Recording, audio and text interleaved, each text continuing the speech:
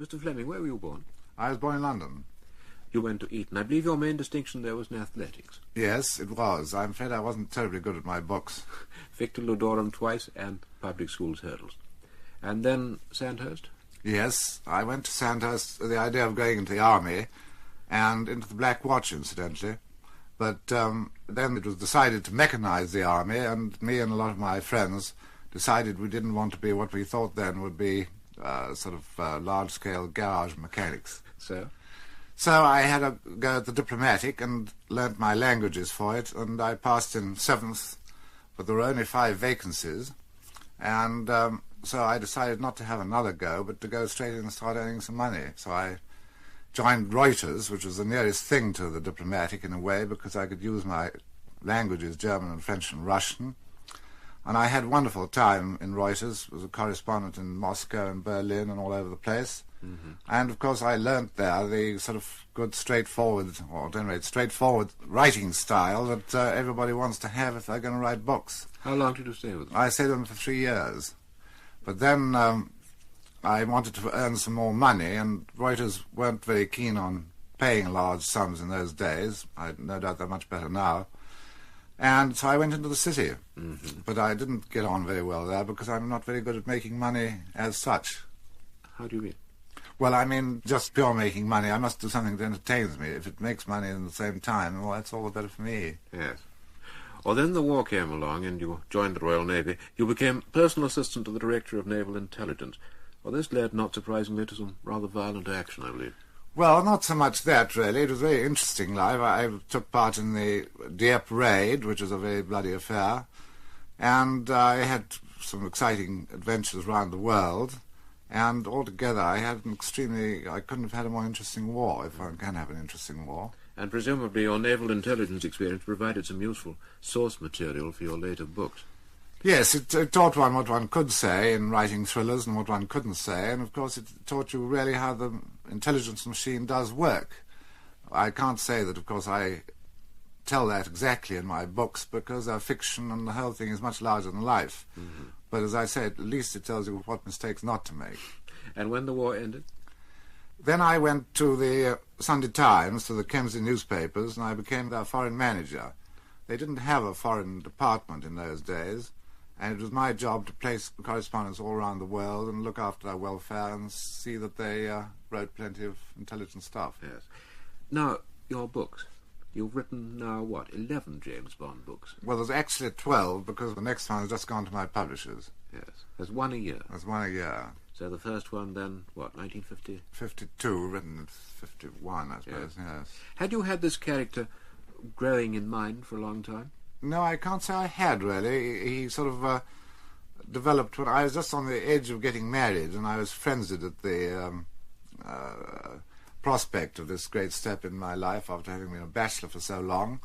And I really wanted to take my mind off the agony.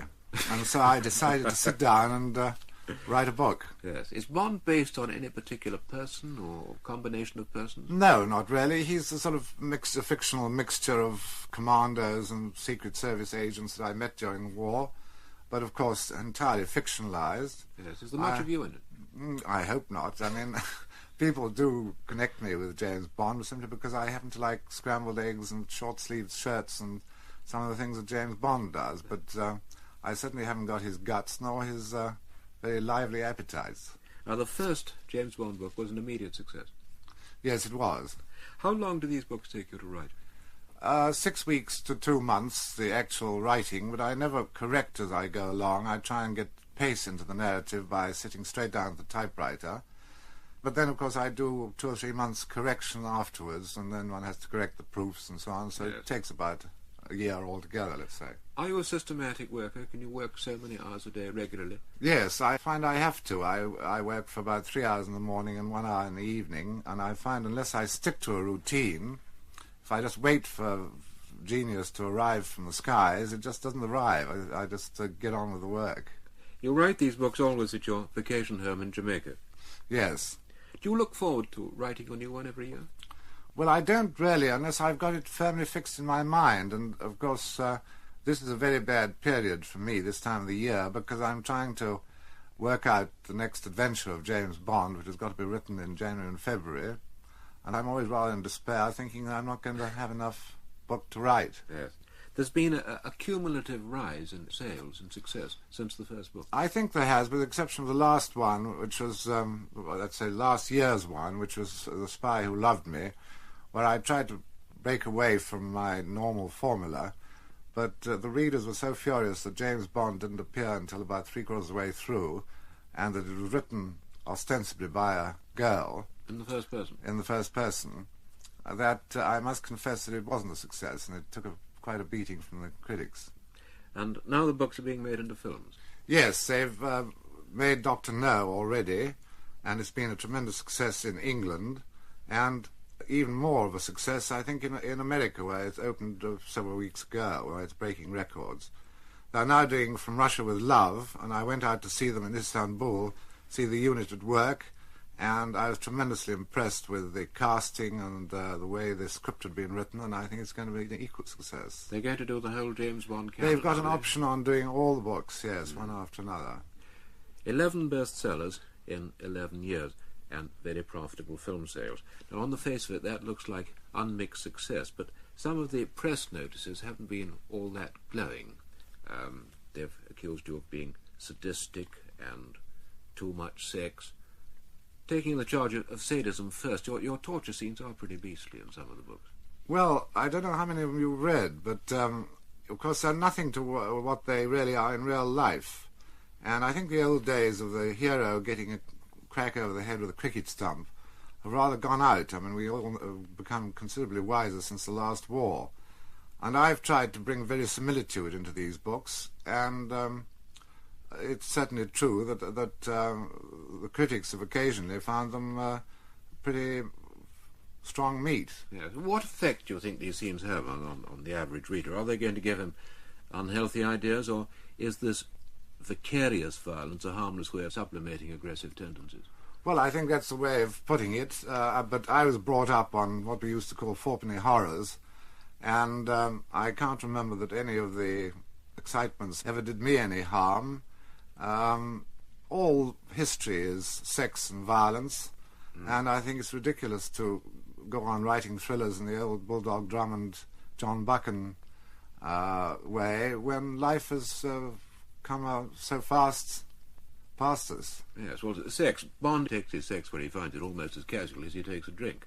Well, he has one girl per book approximately, and that's one a year. I think that's he's a bachelor, and he moves around the world pretty rapidly, and I don't see any great harm in that myself. No, he's unusually fortunate in meeting these lovely and cooperative girls. Yes, I envy him. All your books, Mr. Fleming, show tremendous attention to detail. You've obviously done a great deal of background research. Have you ever slipped up at all in any of the James Bond books? Yes, I'm afraid I do from time to time. I take a lot of trouble not to, but inevitably things slip past me and past my publishers. And, for instance, in the last book, the girl goes into the bar in the casino and orders half a bottle of Paul Roger champagne. Well, it turns out that the Paul Roger is the one champagne firm that doesn't turn out half bottles. And again, some kind friend commented on the fact that when Bond drives up to his headquarters in Regent's Park and smells the smell of burning leaves and realizes the summer has come to an end, I was making a mistake because the Regent's Park is now a smokeless zone. Well, that was very helpful. But I find that the other people make mistakes. Shakespeare, for instance, had clocks chiming in ancient Rome, and yes, and somebody else writes and tells them. Yes, it's very helpful of them, and I try and correct them in the later editions. How much longer do you think you can keep Bond going? Is he a job for life? Well, I don't know. It just depends on how much more I can go on following his adventures. You don't feel that he's keeping you from more serious writing? No, I'm not in the Shakespeare stakes. I've got no ambitions.